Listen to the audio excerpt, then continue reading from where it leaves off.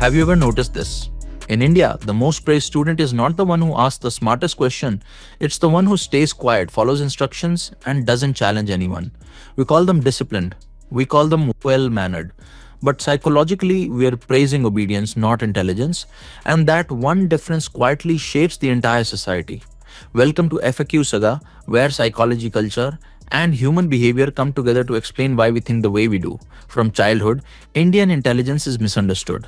A curious child asks why. An obedient child says, okay, guess which one gets rewarded. In schools, the system doesn't ask, did you understand this? It asks, did you repeat this correctly? So children quickly learn something crucial. Thinking independently is risky, but following instructions is safe. Obedience gives marks. Intelligence gives confusion. Over time, the brain adapts. Psychologists call this conditioning when behavior is shaped by reward and punishment. In Indian classrooms, the reward is clear. Sit quietly. Memorize exactly. Don't question authority.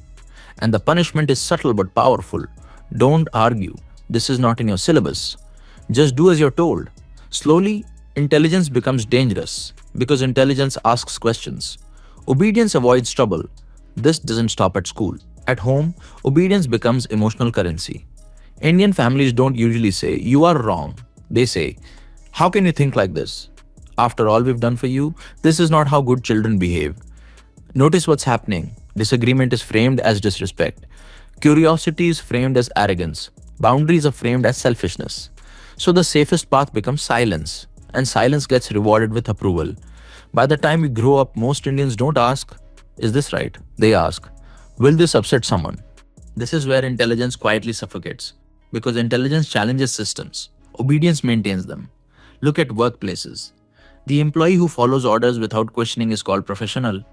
The one who suggests improvements is called problematic. The one who stays late without complaint is hardworking. The one who asks why work is inefficient is not a team player. So innovation dies politely. This is why many intelligent Indians feel out of place. They're not lazy. They're not incapable. They're just built for thinking in a system that rewards compliance. Psychologically, this creates learned helplessness. When people realize that thinking doesn't change outcomes, they stop trying. They obey. They survive. They shrink. This is also why Indian society loves toppers but fears rebels. We celebrate rank, but we distrust original thought. Because original thought disrupts hierarchy, and Indian culture is deeply hierarchical. Age, authority, tradition, position. Questioning intelligence threatens hierarchy. Obedience protects it. So obedience is framed as virtue. We tell kids, respect elders, but we don't teach them how to disagree respectfully. We say, follow tradition, but we don't explain why the tradition exists. So intelligence becomes quiet. Obedience becomes loud. And here's the most damaging part. Obedient people rise in rigid systems. Intelligent people either leave or burn out trying to fit in.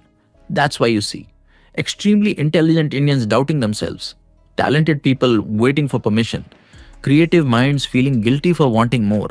Because obedience trains you to seek approval. Intelligence trains you to seek truth.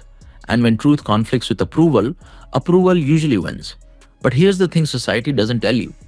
Obedience creates stability. Intelligence creates progress.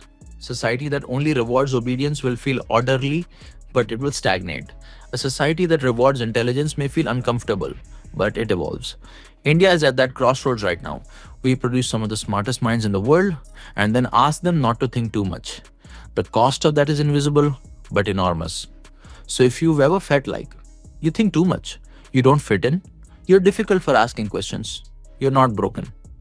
You were just trained for obedience in a world that secretly needs intelligence, and unlearning obedience is one of the hardest psychological battles an Indian mind fights. If this made you uncomfortable, good. That discomfort is awareness beginning. This is FQ Saga, and this was the psychology behind why Indian society rewards obedience more than intelligence. If you felt seen, share this. If you disagreed, comment. And if you want more honest breakdowns of Indian behavior, subscribe. Because understanding the mind is the first step to freeing it.